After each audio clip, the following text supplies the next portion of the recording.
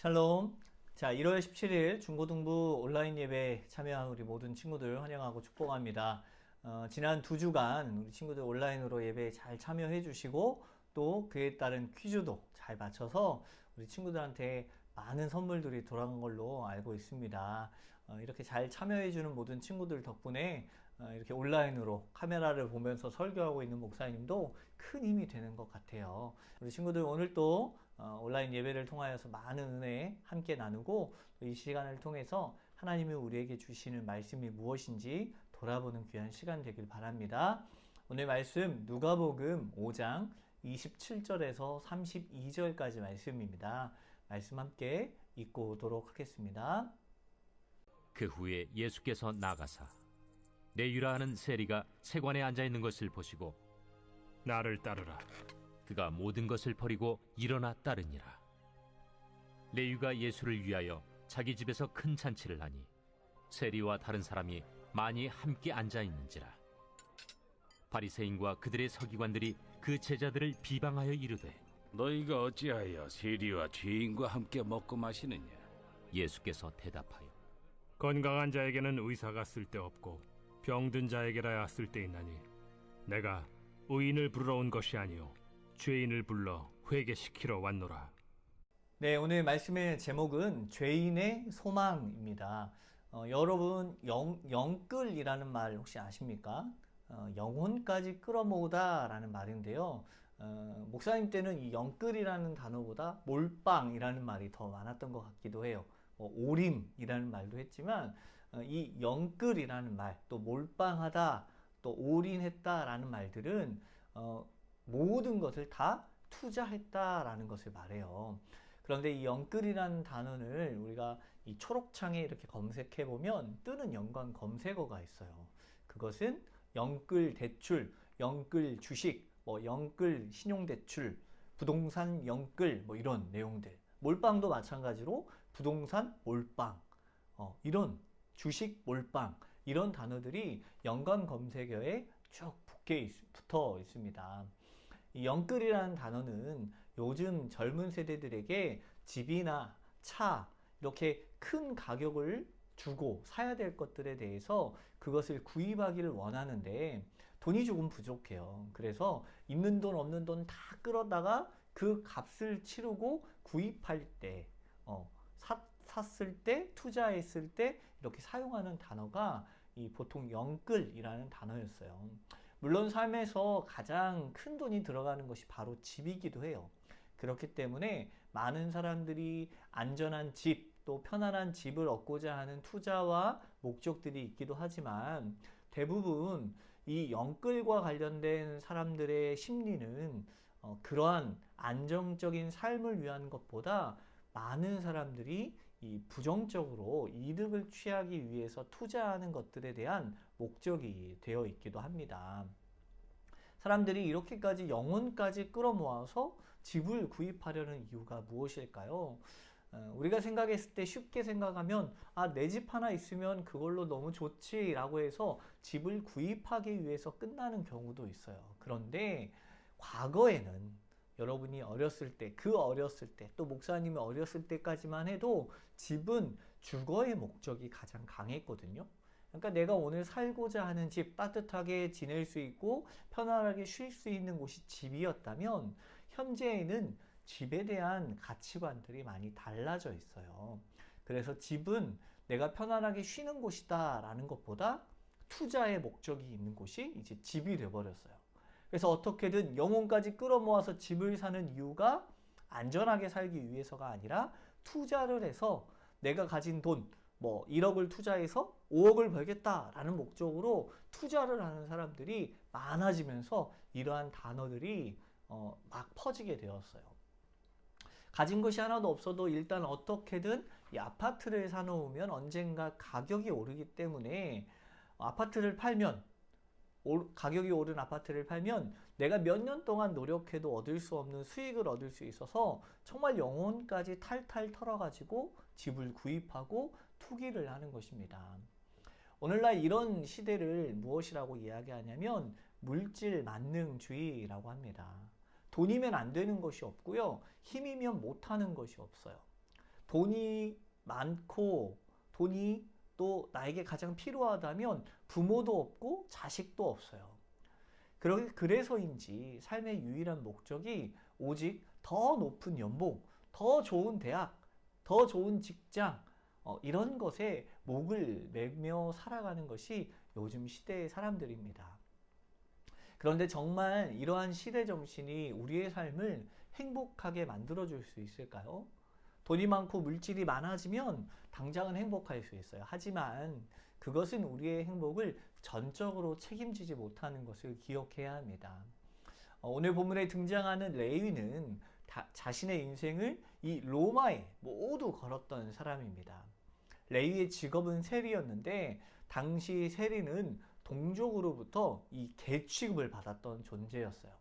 쉽게 말해서 이 죄인이라는 단어의 고유 대명사로 불릴 정도로 세리하면 죄인이라는 단어가 떠오를 그 정도의 사회 전반에 걸쳐서 좋지 않은 어떤 이미지를 가지고 있었던 사람들이 바로 세리들이었습니다.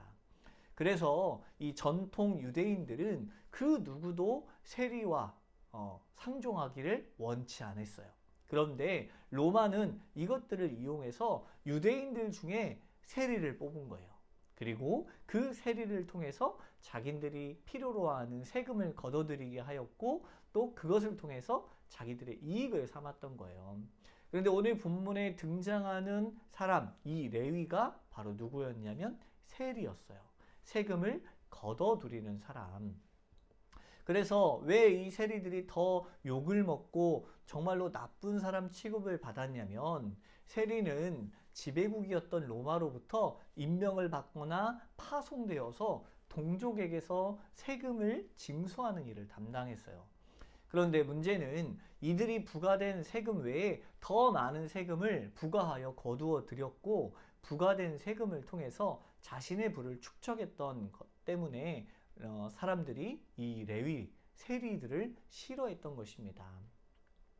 그 당시 세리는 로마의 가장 앞장서 있는 매국노였고 지탄의 대상이 되었던 것입니다. 그런데 오늘 본문에 등장하는 레위는 전혀 다른 반전의 사람으로 소개되고 있어요.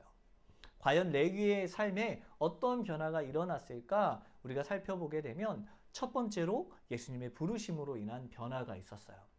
오늘 우리가 읽은 누가복음 5장 27절 말씀을 다 함께 보게 되면 그 후에 예수께서 나가서 레위라 하는 세리가 세관에 앉아 있는 것을 보시고 나를 따르라 하시니 아멘. 이 27절 말씀을 유심히 살펴보시게 되면 예수님의 당시 대부분은 이스라엘 사람들과 이 다른 독특한 점을 발견할 수 있었어요. 예수님은 세관에 앉아 있는 레위를 바라보셨어요.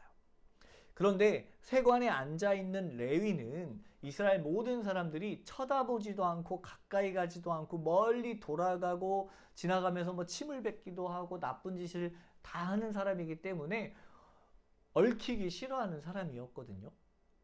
그가 세관 앞에 앉아 있는 모습은 흔히 일상적인 모습이었지만 이스라엘 백성들, 유대인들에게 있어서 그 모습은 정말로 보기 싫은 모습 중에 하나였던 거예요.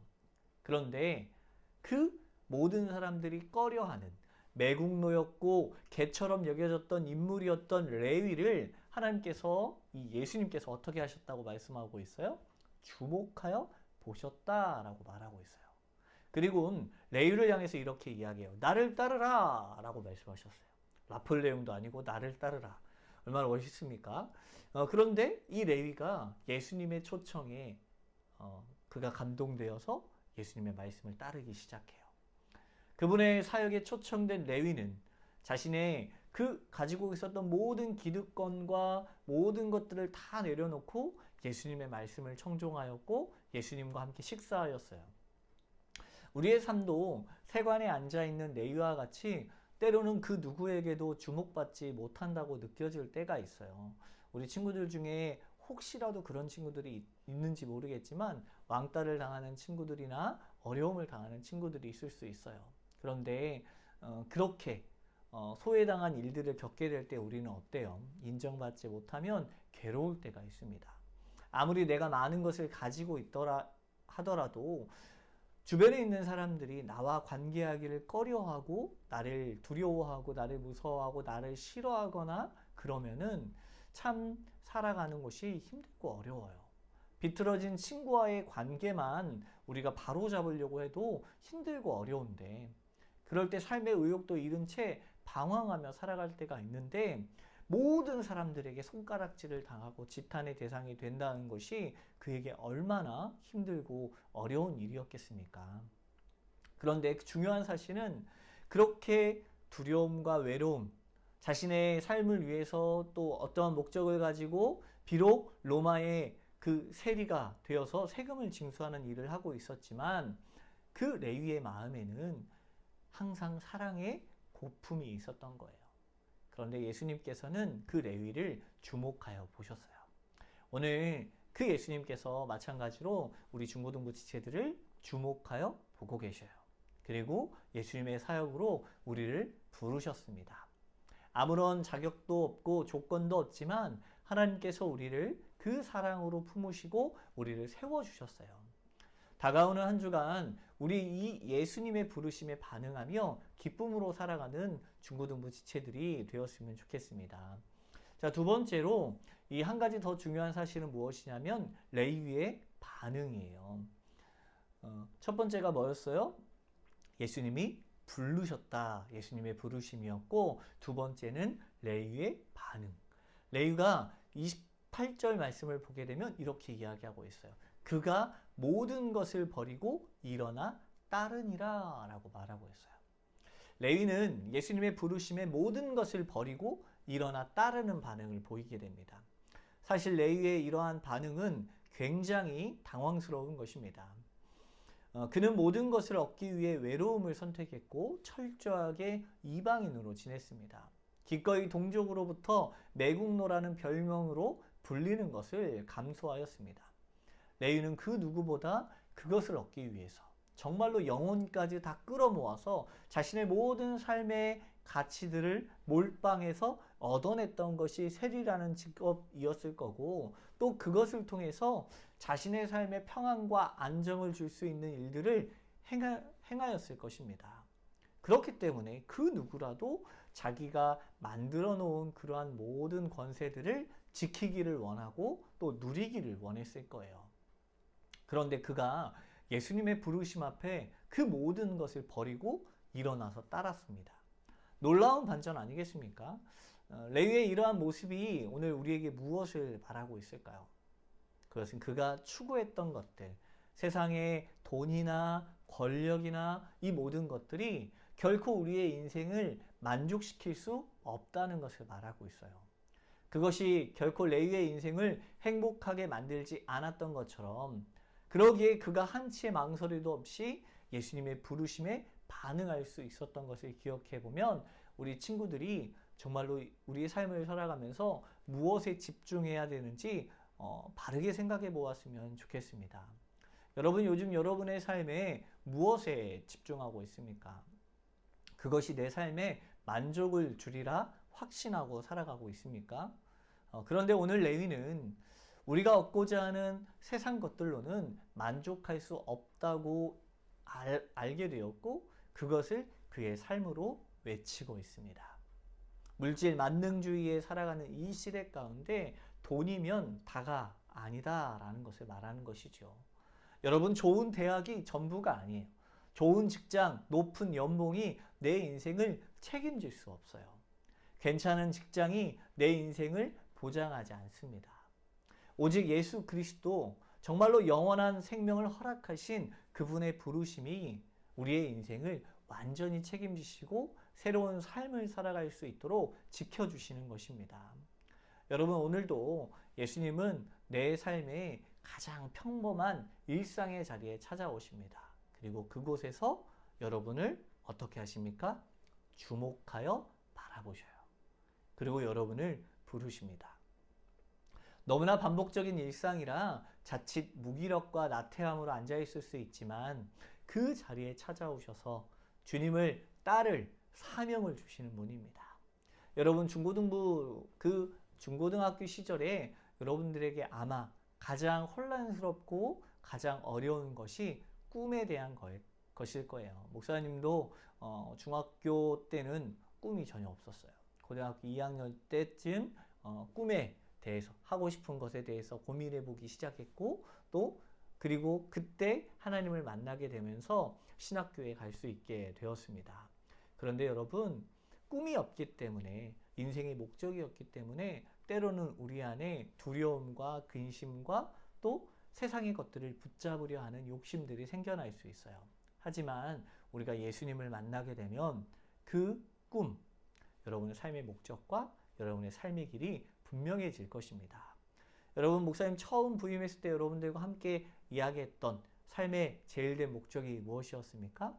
하나님을 영화롭게 하고 그를 영원토록 즐거워하는 것이 사람의 주된 목적이라고 말씀해 드렸어요. 여러분의 삶에 언제나 하나님을 영화롭게 하고 그를 영원토록 즐거워하는 삶이 될 수 있도록 사람의 제일 된 목적을 지키며 살아가는 우리 풍암전원교회 중고등부 지체들의 삶이 되었으면 좋겠습니다. 방학 기간 동안 정말로 여러분의 삶에 하나님을 알아가고 하나님께 집중하고 말씀 가운데 세워질 수 있는 우리 중고등부 지체들의 삶이 되길 기도하겠습니다. 함께 기도하겠습니다. 사랑이 많으신 하나님 감사합니다. 오늘도 이렇게 온라인으로 예배하지만 하나님께서 우리와 함께 하심으로 우리의 삶을 지켜주시고 붙잡아 주셔서 하나님 말씀을 따라 정말로 살아갈 수 있도록 인도하여 주시니 감사합니다. 레위의 삶을 통하여서 그가 세리의 직업을 내버려 두고 모든 것을 버리고 예수님을 따랐던 것처럼 오늘 우리가 붙잡고 있는 삶에 가장 중요하게 생각되어지는 것들이 무엇인지 다시 한번 돌아보며 그것이 우리의 삶에 아무런 가치와 힘과 능력이 되지 않음을 기억하며 예수님을 만나 행복한 삶을 누리며 예수님을 만나 새로운 삶의 목적을 얻으며 나아가는 우리 풍암전원교회 중고등부 지체들 되게 하여 주시옵소서. 방학 기간입니다. 이 기간들이 헛된 시간들이 되지 않도록 하나님 지켜주시고 이 시간을 통하여 더욱더 성장하고 하나님이 주시는 꿈을 찾는 귀한 시간들이 되게 하여 주시옵소서. 코로나19의 상황들 가운데서도 우리 친구들 지켜주시고 아프지 않고 건강하도록 하나님께서 언제나 함께하여 주시옵소서. 함께 다시 만날 날을 기대하며 사랑 많으신 예수님의 이름으로 기도합니다. 아멘.